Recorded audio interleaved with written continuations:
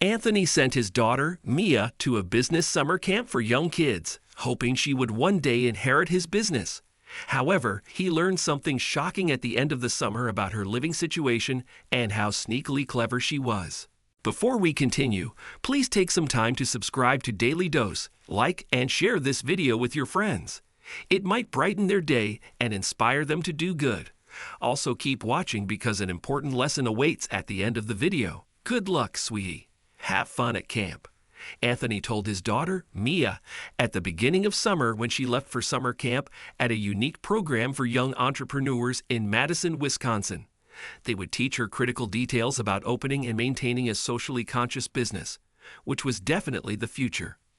Anthony thoroughly believed that his only daughter would be perfect to inherit the successful company he built from the ground up. She was only 11, but she was bright, cunning, and already knew how to negotiate for what she wanted. It's crazy how fast kids grow these days, he thought as he waved at the preteen. Mia insisted on taking the bus there, even though her father had many cars and could take her quickly. She wanted to be independent immediately, and he was so proud of her. Dad, it's not a big deal. I just changed my plans. He would miss her terribly, but this was an investment in her future. Still, it wasn't easy to witness how fast she grew, especially because her mother and the love of her life died when she was just 7. Anthony tried his best to fulfill the role of mother and father on his own, but sometimes he thought it was not enough. And then he witnessed how mature, secure, and self-sufficient she was and thought he was not doing half bad. Of course, he had a housekeeper, Marina, who watched her and became her only mother figure. But it was not the same as having a mother, and Anthony knew that well. Regardless, he was looking forward to the end of summer and hearing all about the camp from Mia. Hopefully, she would learn a lot but have just as much fun, making new friends and developing her skills. Mia, I'm going to pick you up from the camp. I'll wait for you at the entrance, okay? Anthony called his daughter from the car's Bluetooth. It was the end of summer camp, and he was already on his way to pick her up. He didn't want to wait for her to get home on her own using the bus. He missed her too much. What? No, Dad. I told you I would come home on my own. Maya replied almost angrily. Mia, I miss you. I can't wait. It'll be faster in my car, and then we can go shopping together. How does that sound? He insisted. Well, Dad, she trailed off. What's going on?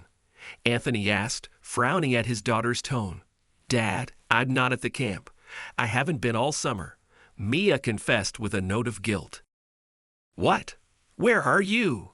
He yelled, almost swerving from the shock of her words. Dad, it's not a big deal. I just changed my plans. But you can come pick me up here. I'll text you the address and I'll explain everything, she said and hung up the phone.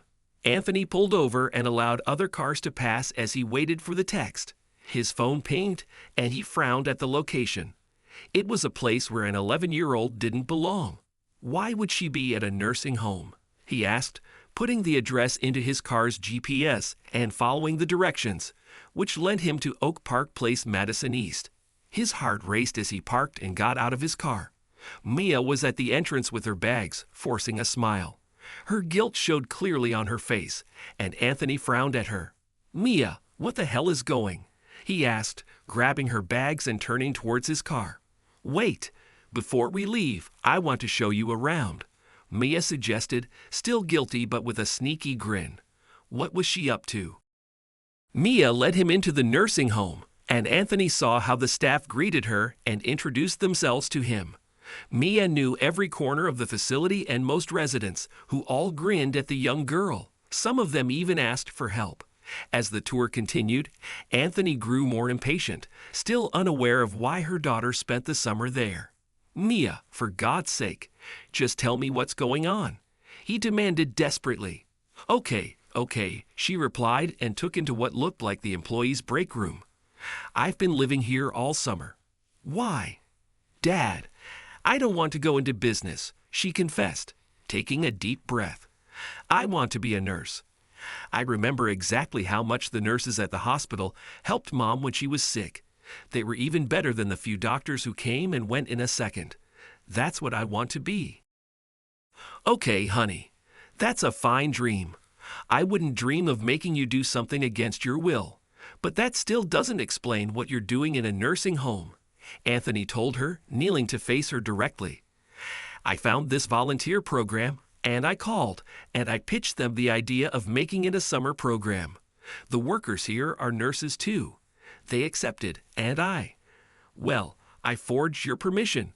They didn't question it, mostly because I gave them a fake number and told them you were probably too busy to answer when they tried to call. I also told them I was 15, and I think they believed it too. Mia was rushing her words, and her mouth twisted with her sneakiness. Anthony breathed. Young lady, you can't do that, he said. He closed his eyes and shook his head, thinking about his daughter's craziness. She had lied to these people, but it was all because she wanted to help and start her dreams early. He couldn't help but be proud of her, even if he had to scold her for lying. Why didn't you tell me? I thought you wouldn't allow it. You seemed so keen on me going to business school, and I didn't know how to tell you the truth, she answered, and Anthony felt awful. I'm sorry you felt that way. I've been too pushy, and I apologize for not letting you express yourself better. I'll do better in the future, but you can't lie to me about your location. You're 11. I have to know where you are at all times. Something could have happened. But Dad, I'm not done, he interrupted. That said, what you did is pretty impressive. You cheated the system, but all because you wanted to volunteer. But never again, young lady. You understand me. Mia nodded rapidly with a big smile, knowing she was already out of trouble. Yes, Dad. Okay, now, introduce me to some people, and we'll arrange for you to come here to volunteer after school. But I'll be taking you here and picking you up, Anthony added. He got up and took her hand.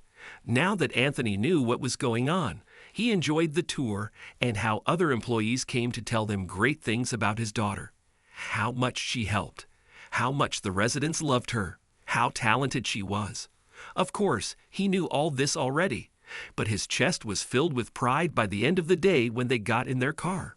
As they settled in the vehicle, Anthony thought about researching good nursing schools in the area and how they would work to ensure that she became what she wanted to be.